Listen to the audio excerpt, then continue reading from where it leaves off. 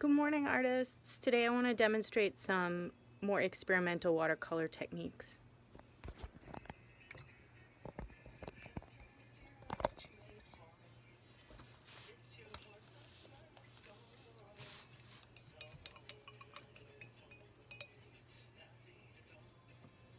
I'm going to make a wash, mostly water. So these techniques build on a little bit of paint. I'm going to make it concentrated enough that I can see the color of this. And while it's wet, I'm going to take some plain old table salt. I'm going to make a different color over here. I'm going to add a little green over here. Got to make sure it's still wet, but not too wet. I'm going to take a little table salt, just regular old table salt, and sprinkle it on there. Okay, and this is the coolest thing. You're going to see the salt.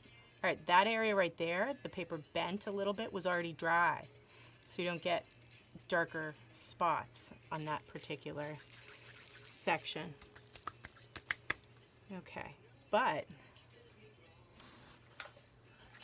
you're going to get some very interesting texture. Now, whether you leave the salt or you remove it, it starts to absorb the water, and with the water, the pigment. So you end up with darker dots. You'll see in the end. All right, next up,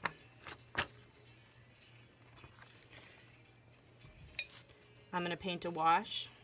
So you can see the basic watercolor techniques we already did really are foundational. A little bit of salt got in there, it's no problem.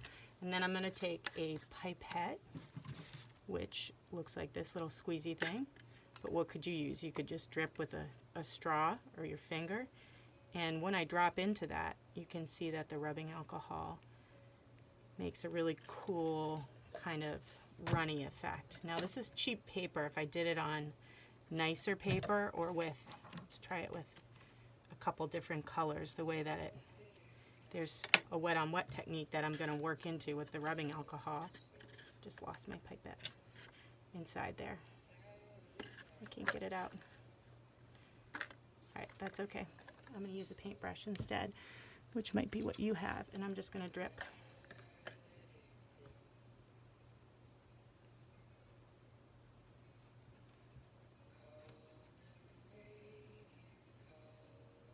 And you get this really neat spreading and mixing of the materials.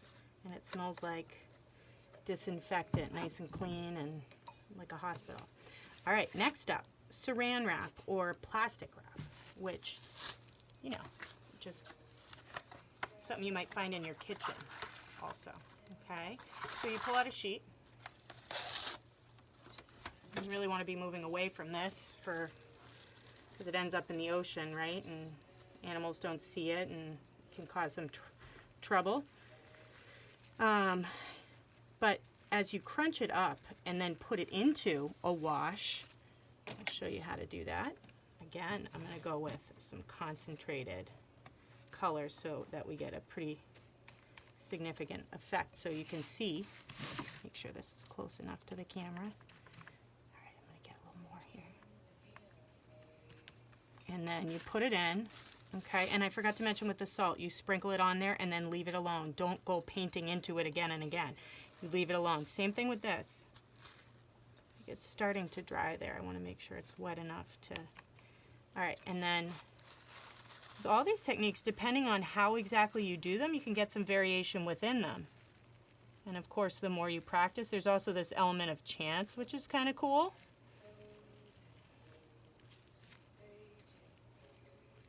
All right, and then you can see that where the...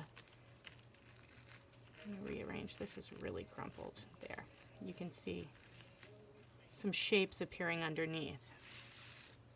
All right, got my oil pastels here. I wanted to just show you a wax resist again and show you that with, let's see, use some yellow because it's the opposite of purple, with a thick area of oil pastel or a thinner area as opposed to crayon We've already done some wax resist. But what can happen when you wash over it? So anything, this whole square is divided into 4 sections. Anything that you combine with the watercolor, and of course you could use, instead of watercolor, you could use acrylic paint that is water-based as well. This is a water-based Crayola basic marker. It doesn't have to be Crayola brand or anything, but what happens to a water-based marker compared to a Sharpie when you paint over it. So as you grow in your understanding of how things combine, it can help you to make choices that will work for you in your artwork. Of course, there's room for the unexpected as well. All right, let's get, all right, oil pastel. I want my blue. Wash over the oil pastel. Now, one of the factors when you're doing wax resist is how concentrated is your wash and the crayon. So there you go. You can really see now that the crayon and the oil pastel, since they're oil-based, oil and water don't mix. So the paint is the water and the oil is the wax crayon or oil pastel. Now, I need some clean water if I have some around here for this one. Yeah. So that you can really see this. Water-based marker, when I paint into it, basically turns into paint, which could be really cool if you want that to happen, but if you don't want it to run, you might think twice about doing a careful drawing with marker and then adding a wash to your background if you don't want your edges to blur. Sharpie is no problem. I'm painting right over it. I could add a wash over that and get a cool effect too.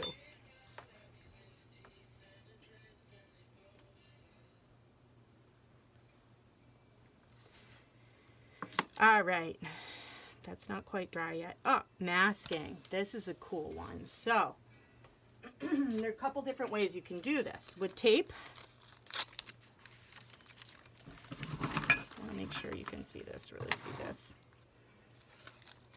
I hope you can see this.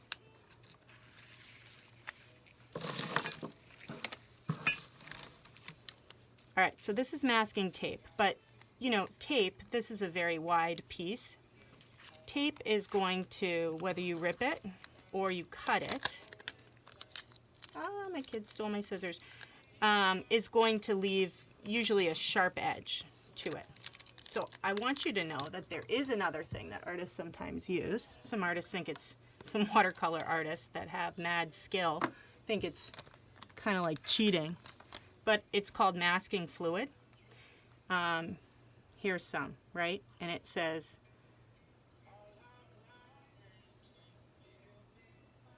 what is it? It's like a crazy material that when you paint it on, I'll paint it into a leaf shape in this case. When you paint it on, it's hard to see. Whoops, that's too thick. Starts to dry pretty quickly, but it is dries into like a rubbery material that you can then peel off later. So I'm making where I have a sharp edge here where I've ripped it, I can make with masking fluid something that you might want to mask out, and some of my students like this effect. Let's talk about splatter. So now I'm getting little teensy tiny toonsy. See what happens if I, some little tiny dots of masking fluid down there. But where you really see those is when it's dry and then you come back to it. All right, lifting out with the paper towel. I got my paper towel over here.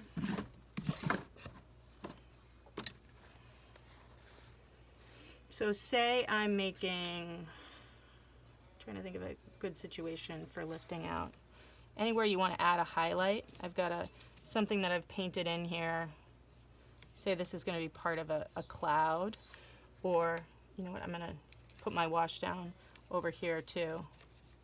And I'm just gonna show you, just much like you have a texture that's gonna be on your wash here, with the texture of a paper towel or another material, those wrinkles start to show up, and those could be subtle or bolder. Now, lifting out, here I've talked too much again, so here, let's say that I want to create a material look or a cloud or something, and I need a highlight in part of this. I can use a paper towel to go back into this. And then certainly when it dries, I could work back into that with another art material or with more controlled paint. Like this is almost dry right here. I could continue to darken some of the darker areas and add more variety, and there's that contrast that starts to become interesting, and I could turn that into a cloud or whatever it is that where I want to have a little more texturing. So you see there's a whole bunch of things you can do. All right, and then before we're done here, I wanted to show you, because these aren't quite dry yet. Here's a really bold saran wrap texture, and salt you've seen in this leaf. It's not an awesome one. Let me see if I have a better salt. There's some wet on wets.